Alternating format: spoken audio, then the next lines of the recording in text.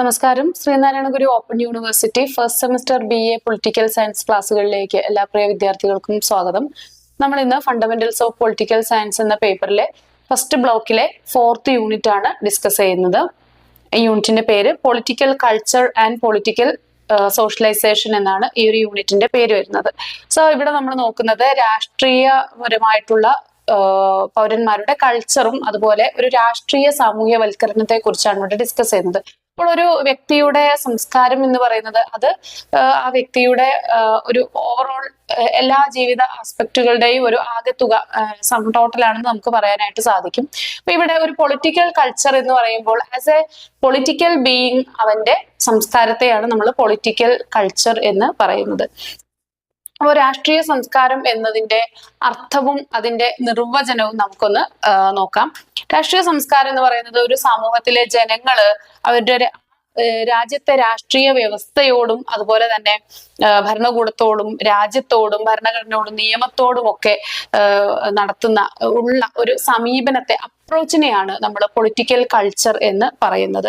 അപ്പൊ നമുക്ക് പ്രസിദ്ധ രാഷ്ട്രതന്ത്രജ്ഞനായിട്ടുള്ള ഗബ്രിയൽ ആൽമണ്ടിന്റെ ഒരു ഡെഫിനിഷൻ ഒന്ന് നോക്കാം. രാഷ്ട്രീയ സംസ്കാരം എന്നത് ഒരു സമൂഹത്തിലെ വ്യക്തികളും കൂട്ടായ്മകളും രാഷ്ട്രീയ സംവിധാനങ്ങളെ കുറിച്ചുള്ള മനോഭാവങ്ങളുടെയും ആചാരങ്ങളുടെയും ഒരു സമാഹാരമാണ് എന്നാണ് ആൽമണ്ടിന്റെ അഭിപ്രായം. ഇനി രാഷ്ട്രീയ സംസ്കാരത്തിന്റെ ഘടകങ്ങൾ എന്തൊക്കെയാണെന്ന് നമുക്ക് നോക്കാം. ഒന്നാമത്തേത് ഒരു രാഷ്ട്രീയ ജ്ഞാനം അല്ലെങ്കിൽ ഒരു പൊളിറ്റിക്കൽ നോളജ് ജനങ്ങൾക്ക് ഉണ്ടായിരിക്കണം. ഭരണകൂടം, ഭരണഘടന, അതുപോലെ നിയമങ്ങള് ഇവയെ കുറിച്ചൊക്കെയുള്ള ഒരു ധാരണ ജനങ്ങൾക്ക്, ഒരു ബേസിക് ആയിട്ടുള്ള നോളജ് ജനങ്ങൾക്ക് ഉണ്ടായിരിക്കണം. അപ്പോഴാണ് ഒരു പൊളിറ്റിക്കൽ കൾച്ചർ ഉണ്ടാകുന്നത്. രണ്ടാമത്തേത് പൊളിറ്റിക്കൽ ആറ്റിറ്റ്യൂഡ് ആണ്. രാഷ്ട്രീയ മനോഭാവം എന്ന് പറയാം. രാഷ്ട്രീയ മനോഭാവമാണ് രണ്ടാമത്. ജനങ്ങളുടെ രാഷ്ട്രീയ വികാരങ്ങള്, അതുപോലെ അവരുടെ വിശ്വാസങ്ങള്, കൂടാതെ അവരുടെ പ്രതീക്ഷകള്, രാഷ്ട്രീയ പ്രതീക്ഷകള്, അവര് ഭരണകൂടത്തിൽ നിന്നും ഭരണഘടനയിൽ നിന്നും ഒക്കെ ജനങ്ങൾ പ്രതീക്ഷിക്കുന്ന കാര്യങ്ങൾ, ഇതിനെയൊക്കെ മുൻനിർത്തിയിട്ടാണ് അവരുടെ രാഷ്ട്രീയ മനോഭാവം രൂപപ്പെടുന്നത്.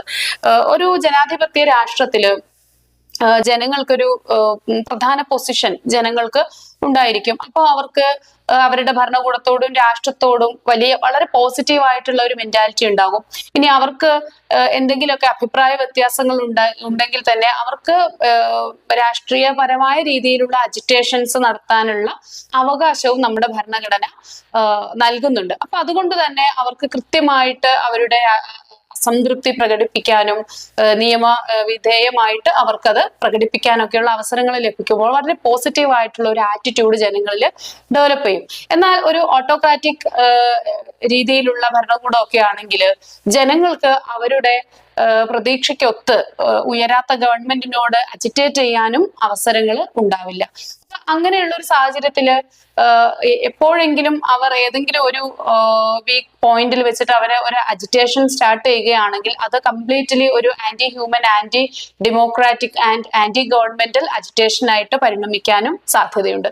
അപ്പോൾ ഈ രീതിയിലാണ് ജനങ്ങളുടെ ആറ്റിറ്റ്യൂഡ് ഡെവലപ്പ് ചെയ്യപ്പെടുന്നത്. ഇനി മറ്റൊന്ന് പൊളിറ്റിക്കൽ പ്രാക്ടീസസ് ആണ്. നമ്മുടെ രാഷ്ട്രത്തിൽ നിലനിൽക്കുന്ന ചില രാഷ്ട്രീയ ആചാരങ്ങളുണ്ട് അല്ലെ, ചില പൊളിറ്റിക്കൽ പ്രാക്ടീസസ് നിലനിൽക്കും. അതായത് വോട്ടെടുപ്പ്, പലതരത്തിലുള്ള പൊളിറ്റിക്കൽ അജിറ്റേഷൻസ്, ഇപ്പോ ഇലക്ഷൻ ഒക്കെ ആയിട്ട് ബന്ധപ്പെട്ട് നടത്തുന്ന പ്രചാരണങ്ങള്, അതുപോലെ തന്നെ രാഷ്ട്രീയ പാർട്ടികളുടെ പ്രവർത്തനങ്ങള്, വിവിധ പൊളിറ്റിക്കൽ ഐഡിയോളജിയുടെ പ്രവർത്തനങ്ങൾ ഒക്കെ ഒരു പൊളിറ്റിക്കൽ സൊസൈറ്റിയിൽ സംഭവിക്കും. ഇത് ഒരു പൊളിറ്റിക്കൽ കൾച്ചർ ഡെവലപ്പ് ചെയ്യുന്നതിന് കാരണമാകാറുണ്ട്. ചെറിയ കുട്ടികളിൽ പോലും രാഷ്ട്രീയ അവബോധങ്ങൾ ഉണ്ടാക്കിയെടുക്കുന്നതിന് ഈ ഇലക്ഷൻ സമയത്തെ പ്രചാരണ വേലകളൊക്കെ സഹായകമാവാറുണ്ട്. കുട്ടികളിലെ രാഷ്ട്രീയ അവബോധം വളർത്തിയെടുക്കാനും അവരെ നല്ല രാഷ്ട്രീയ പ്രവർത്തകരാക്കി മാറ്റുന്നതിനൊക്കെ സഹായിക്കാറുണ്ട്. എന്ന് വെച്ചാല് രാഷ്ട്രീയ പ്രവർത്തനം, പൊളിറ്റിക്കൽ പാർട്ടികളിലെ മെമ്പർഷിപ്പ്, ഇതൊക്കെ വ്യക്തികളില് ഒരു പൊളിറ്റിക്കൽ കൾച്ചർ ഉണ്ടാക്കിയെടുക്കുന്നതിന്, ഒരു പൊളിറ്റിക്കൽ സോഷ്യലൈസേഷൻ നടത്തുന്നതിനൊക്കെ സഹായകമാകുന്നു. ഇനി രാഷ്ട്രീയ സംസ്കാരത്തിന്റെ പ്രധാനപ്പെട്ട രണ്ട് ടൈപ്പ് ഉണ്ട്. അത് ഏതൊക്കെയാണ് നമുക്ക് നോക്കാം. Political types of political culture. അപ്പോൾ ഇത് നമ്മൾ നേരത്തെ പറഞ്ഞ ഗബ്രിയേൽ ആൽമണ്ട് ആണ് പൊളിറ്റിക്കൽ കൾച്ചർ എന്നുള്ള ഒരു കോൺസെപ്റ്റ് തന്നെ ഡിസ്ക്രൈബ് ചെയ്യുന്നത്, എക്സ്പ്ലെയിൻ ചെയ്യുന്നത്. സോ അദ്ദേഹത്തിന്റെ തന്നെ ഒരു ആശയമാണ് ടൈപ്സ് ഓഫ് പൊളിറ്റിക്കൽ കൾച്ചർ എന്ന് പറയുന്നത്. കൂടാതെ ഇദ്ദേഹത്തിന്റെ കൂടെ, ആൽമണ്ടിന്റെ കൂടെ സിഡ്നി വെർബയും ഈ ഒരു കോൺസെപ്റ്റിലേക്ക് കോൺട്രിബ്യൂഷൻസ് നൽകിയിട്ടുണ്ട്. ഇപ്പൊ ഒന്നാമത്തേത് ഒരു പരമ്പരാഗതമായിട്ടുള്ള ഒരു ആശയമാണ്. പൊളിറ്റിക്കൽ കൾച്ചറിനെ സംബന്ധിക്കുന്ന പരമ്പരാഗതമായിട്ടുള്ള ആശയമാണ്. ഇതില് രാഷ്ട്രീയ അവബോധം കുറവായിട്ടുള്ള സമൂഹങ്ങളിലാണ് ഈ ഒരു പരമ്പരാഗത രീതിയിലുള്ള പൊളിറ്റിക്കൽ കൾച്ചർ ഡെവലപ്പ് ചെയ്യുന്നത്.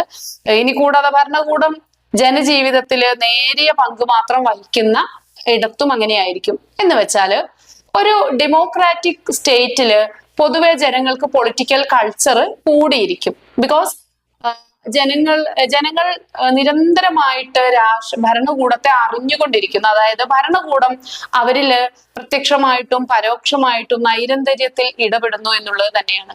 പക്ഷെ ഒരു ഓട്ടോക്രാറ്റിക് സ്റ്റേറ്റിനെ സംബന്ധിച്ചിടത്തോളം ജനങ്ങളുടെ ജീവിതത്തിൽ നേരിട്ടുള്ള ഇടപെടൽ രാഷ്ട്രത്തിന് കുറവാണ്. അവര് രാഷ്ട്രത്തെ അറിയുന്ന സാഹചര്യങ്ങൾ കുറവായിരിക്കും. അപ്പൊ ഇങ്ങനെയുള്ള ഒരു അവസരത്തില് ഭരണകൂടം ജനജീവിതത്തിൽ നേരിയ പങ്ക് മാത്രം ചെലുത്തുന്ന സാഹചര്യങ്ങളിൽ ആണ് ഈ സാഹചര്യങ്ങളിൽ പരമ്പരാഗതമായിട്ടുള്ള ഒരു കൾച്ചറൽ ഫോർമേഷൻ ആണ് നടത്തുന്നത്. ഇപ്പൊ ഉദാഹരണത്തിന് ഒരു ആദിവാസി ഊരില്, അതുപോലെ ഗ്രാമീണ മേഖലകളിലൊക്കെ പരമ്പരാഗത സമൂഹങ്ങളിലൊക്കെ ഈ രീതിയിലാണ് വരുന്നത്.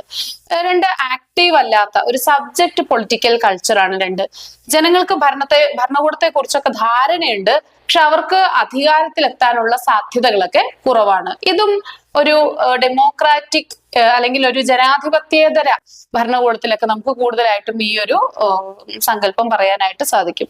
അതായത് അധികാരം ഭരണകൂടത്തിന്റെ സ്വന്തമാണ്, അതിൽ നമുക്ക് ജനങ്ങൾക്ക് പ്രത്യേകിച്ചൊന്നും ചെയ്യാനില്ല, we have nothing to do എന്ന ഒരു തോന്നൽ വന്നു കഴിയുമ്പോൾ സ്വാഭാവികമായിട്ടും ജനങ്ങൾക്കൊരു പാസീവ് ആയിട്ടുള്ള ഒരു ഇടപെടൽ മാത്രമേ പിന്നീട് ഉണ്ടാവുകയുള്ളൂ. അപ്പോൾ അതൊരു ഓട്ടോക്രാറ്റിക് സ്റ്റേറ്റ്, ഇപ്പൊ നോർത്ത് കൊറിയയിലും അതുപോലെ സൗദി അറേബ്യയിലും ഒക്കെ ജനങ്ങൾക്ക് രാഷ്ട്രത്തിൽ പ്രത്യേകിച്ച് ഇടപെടലുകളൊന്നും നടത്താനുള്ള അവകാശമില്ല. മറിച്ച് രാഷ്ട്രം ജനജീവിതത്തിൽ ഇടപെടുന്നു എന്നല്ലാതെ ജനം രാഷ്ട്രത്തിന്റെ ജീവിതത്തിൽ ഇടപെടുന്നില്ല. ഇനി മൂന്നാമത്തേത് ആക്റ്റീവ് ആണ്. ഇപ്പൊ നമ്മൾ നേരത്തെ പറഞ്ഞ പരമ്പരാഗതമാണ്, പിന്നെ സബ്ജക്റ്റീവ് ആണ്.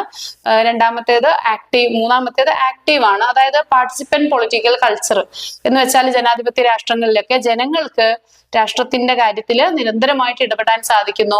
ജനങ്ങളും രാഷ്ട്രവും ഒന്ന് തന്നെയാണ്. അവിടെ ഒരു സെപ്പറേറ്റ് ചെയ്തിട്ട് അല്ലെങ്കിൽ രാഷ്ട്രമില്ലാത്ത ഒരു നിലനിൽപ്പ് ജനങ്ങൾക്ക് സാധ്യമല്ലാത്ത സാഹചര്യമാണ് വരുന്നത്. ഇപ്പൊ ജനാധിപത്യ രാജ്യങ്ങളിൽ കാണപ്പെടുന്ന രാഷ്ട്രീയ സംസ്കാരം എന്ന് പറയുന്നത് ഇതിന്റെ ഉദാഹരണമാണ്. നല്ല എക്സാമ്പിൾ ഇന്ത്യ തന്നെയാണ്. ഇന്ത്യ, അമേരിക്ക, ബ്രിട്ടൻ തുടങ്ങിയ രാജ്യങ്ങളിലൊക്കെ തന്നെ ഈ ഒരു തരത്തില് ജനങ്ങൾക്ക് ഒരു പൊളിറ്റിക്കൽ അവയർനെസ്, പൊളിറ്റിക്കൽ കൾച്ചർ എന്ന് പറയുന്നത് വളരെ ഉന്നത നിലവാരം പുലർത്തുന്നത് ആയിരിക്കും. ഇനി ഒരു സിവിക് പൊളിറ്റിക്കൽ കൾച്ചർ, ഒരു മിശ്ര സംസ്കാരമാണ് മറ്റൊന്ന്. അതായത് ഇവിടെ പറയുന്നത് ഒരു സബ്ജക്റ്റ് അതുപോലെ പാർട്ടിസിപ്പന്റ് സംസ്കാരങ്ങളുടെ ഒരു സംയോജനമാണ് ഇവിടെ വരുന്നത്.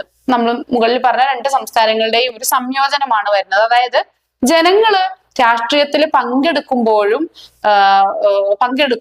പങ്കെടുക്കാത്തപ്പോഴും ഒക്കെ തന്നെ ഭരണകൂടത്തോടുള്ള ഒരു വിശ്വാസം നിലനിൽക്കുന്നുണ്ട്. ഉദാഹരണത്തിന് ജർമ്മനി, ജപ്പാൻ, കാനഡ പോലെയുള്ള രാജ്യങ്ങളിലൊക്കെയാണ് ഒരു ജനങ്ങൾക്ക് ഭരണകൂടത്തോടൊരു വിശ്വാസം നിലനിൽക്കുന്നു. അവരെ സ്വതന്ത്രമായിട്ട് ഇടപെടുമ്പോഴും ഭരണകൂടത്തിലുള്ള വിശ്വാസം നിലനിൽക്കുന്നു എന്നതാണ്. ഇനി മറ്റൊന്ന് രാഷ്ട്രീയ സാമൂഹികരണമാണ് ഈ ഒരു ഭാഗത്ത് നമുക്ക് ഡിസ്കസ് ചെയ്യാനുള്ള മറ്റൊരു പ്രധാനപ്പെട്ട ടോപ്പിക് എന്ന് പറയുന്നത്. അപ്പൊ എന്താണ് രാഷ്ട്രീയ സാമൂഹികരണം അഥവാ പൊളിറ്റിക്കൽ സോഷ്യലൈസേഷൻ എന്താണെന്ന് നോക്കാം. അപ്പോൾ രാഷ്ട്രീയ സാമൂഹികരണം എന്നത് ഒരു വ്യക്തിയുടെ രാഷ്ട്രീയ ചിന്താഗതിയും അതുപോലെ രാഷ്ട്രീയം പിന്തുടരാനുള്ള ഒരു രീതിയും രൂപപ്പെടുന്ന ആ പ്രക്രിയയാണ് പൊളിറ്റിക്കൽ സോഷ്യലൈസേഷൻ എന്ന് പറയുന്നത്. എന്താണ് സോഷ്യലൈസേഷൻ എന്ന് വെച്ചാൽ ഒരു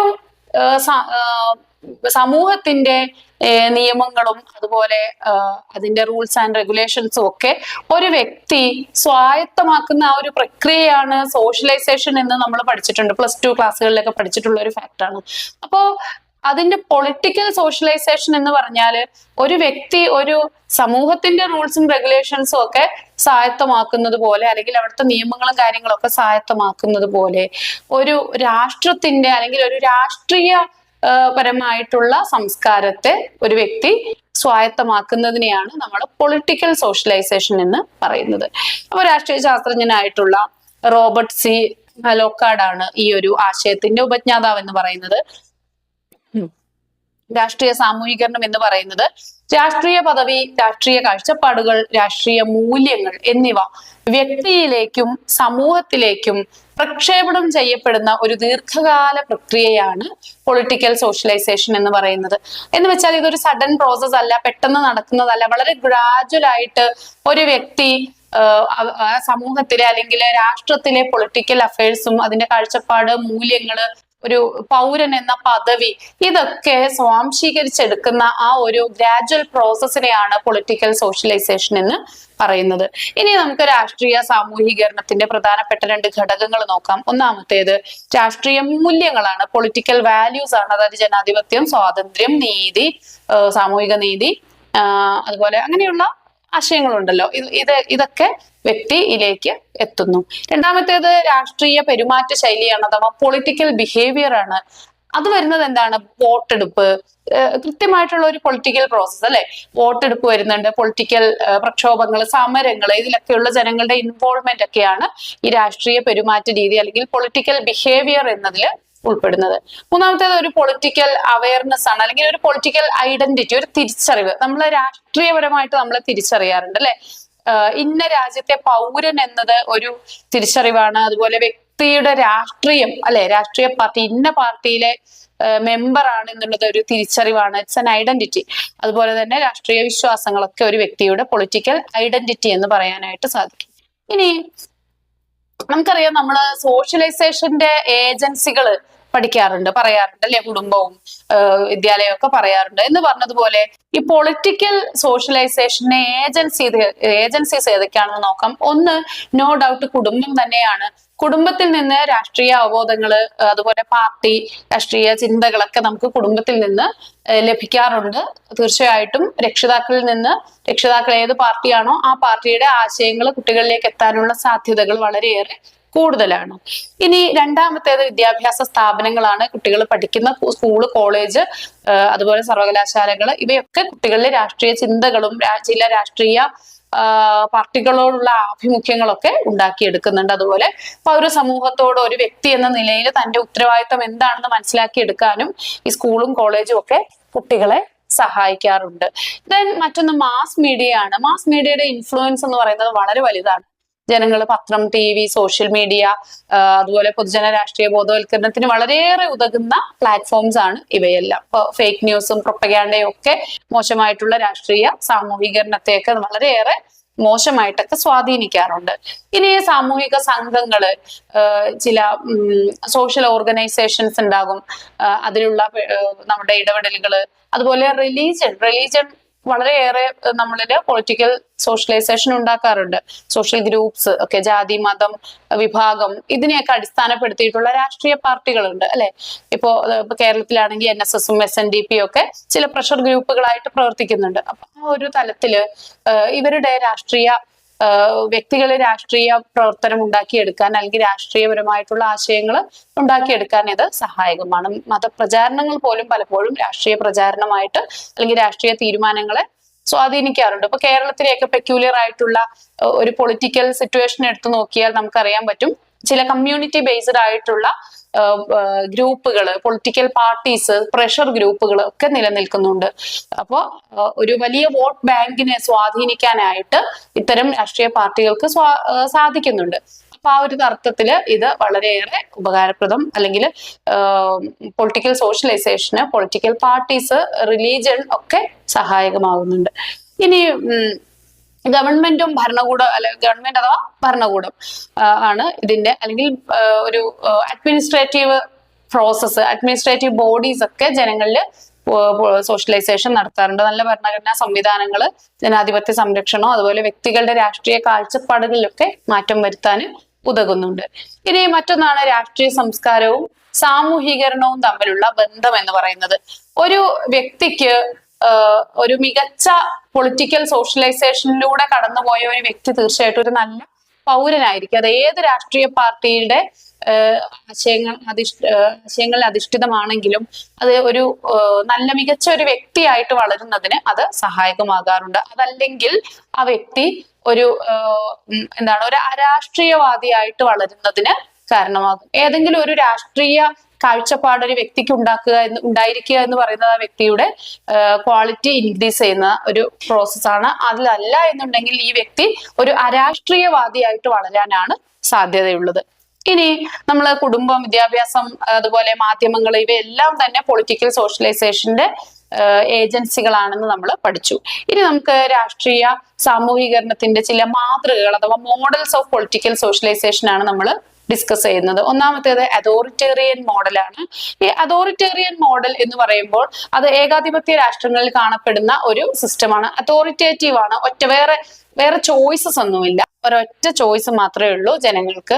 അത് ആ ഭരണകൂടം എന്താണോ പറയുന്നത് അതുപോലെ തന്നെ തൊണ്ട തൊടാതെ വിഴുങ്ങുന്ന രീതിയാണ് ഇത്. രണ്ടാമത്തേത് ഡെമോക്രാറ്റിക് മോഡലാണ്. ജനാധിപത്യ രാജ്യങ്ങളിൽ നിലനിൽക്കുന്ന വ്യക്തികൾക്ക് രാഷ്ട്രീയ അവബോധം നൽകുന്ന, സ്വതന്ത്രമായിട്ട് സെലക്ഷൻ നടത്താൻ കഴിയുന്ന ഒരു സിസ്റ്റമാണ് ഡെമോക്രാറ്റിക് മോഡലിൽ വരുന്നത്. അതായത് എനിക്ക് ഏത് പൊളിറ്റിക്കൽ ഐഡിയോളജിയാണ് ഞാൻ ഫോളോ ചെയ്യേണ്ടത് എന്ന് തീരുമാനിക്കാനുള്ള കംപ്ലീറ്റ് ഫ്രീഡം ആ ഒരു വ്യക്തിക്ക്, പൗരന് ഉണ്ട് എന്നത്. രണ്ടാമത്തേത് മോഡേണൈസേഷൻ മോഡലാണ്. മോഡേണൈസേഷൻ മോഡൽ എന്ന് പറയുന്നത് പുതിയ സാങ്കേതിക വിദ്യയും മാധ്യമങ്ങളും ഒക്കെ ഉപയോഗിച്ച് നടത്തുന്ന സാമൂഹികരണത്തിന്റെ ഒരു മോഡലാണ്, പ്രക്രിയയാണ് ഇവിടെ വരുന്നത്. അപ്പോൾ എന്തൊക്കെ പറഞ്ഞാലും ഒരു പൊളിറ്റിക്കൽ സോഷ്യലൈസേഷനും പൊളിറ്റിക്കൽ കൾച്ചറും ഒക്കെ ഒരു വ്യക്തിക്ക് തീർച്ചയായിട്ടും ഒരു വ്യക്തിയെ ഒരു പൊളിറ്റിക്കൽ ബീയിങ് ആക്കുന്ന, അല്ലെങ്കിൽ ഒരു നല്ല പൗരനെ വാർത്തെടുക്കുന്നതിൽ സഹായകമായിട്ടുള്ള കാര്യങ്ങളാണ്. അതല്ലെങ്കിൽ ഒരു രാഷ്ട്രീയവാദത്തിലേക്ക് രാജ്യം വീഴാനും അത് ക്രമേണ നമ്മളുടെ ഉദാത്തമായിട്ടുള്ള ജനാധിപത്യ മൂല്യങ്ങൾ തകരുന്നതിനും ഒക്കെ കാരണമാകും. ഇത്രയാണ് നമുക്ക് ഈ ഒരു യൂണിറ്റിൽ ഡിസ്കസ് ചെയ്യാനുള്ളത്.